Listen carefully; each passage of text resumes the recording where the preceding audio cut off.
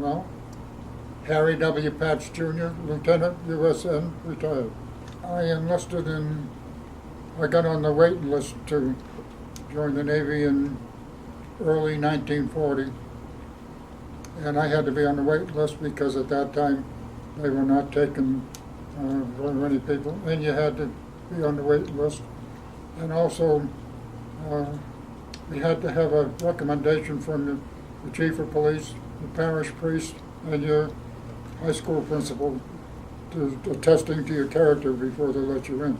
I had worked in a radio repair shop in Wakefield and in Boston, right next to the radio shack, the original radio shack.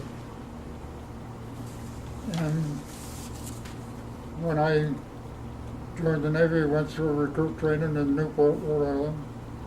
Well, it was Newport, Rhode Island, and the first day we had to rig a hammock, and we slept in hammocks during boot camp, and we went through training with regular boot camp recruit training, and then got sent out to the Colorado. Was in the deck force for about a week. They found out that I had a radio operator's license, so they put me in a radio gang. There was a 40-man radio gang, and I was the junior man, so I made coffee for everybody. USS Colorado.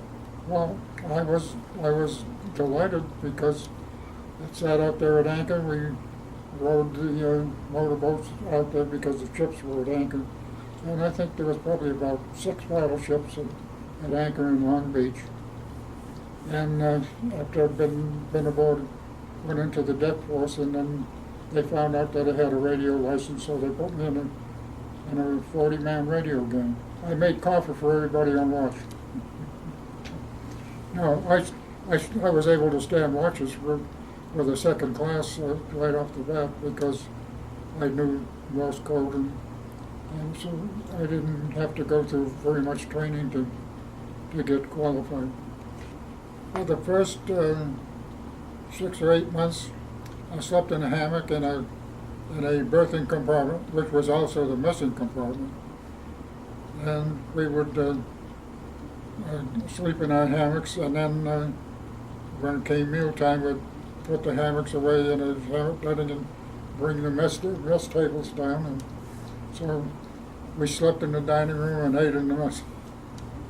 No, I guess probably when the bosun mate ran me into all the requirements for making seaman first class, heaving the lead, going in and out of port.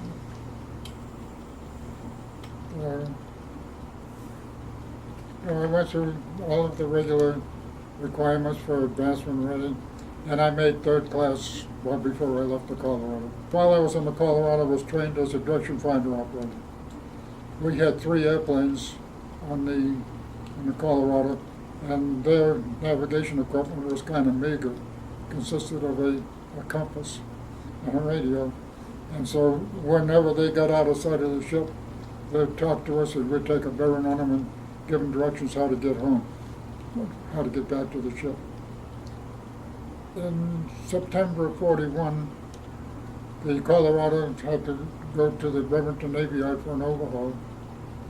And that's a story by itself, because we belonged to Battleship Division 4, and the flagship was USS West Virginia.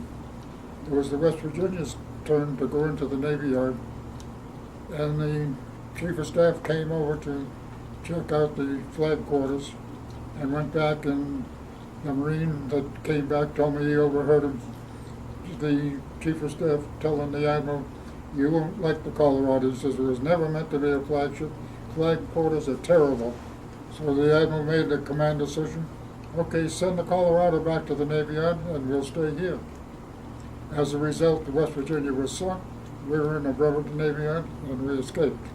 We were the only battleship not sunk at Pearl Harbor.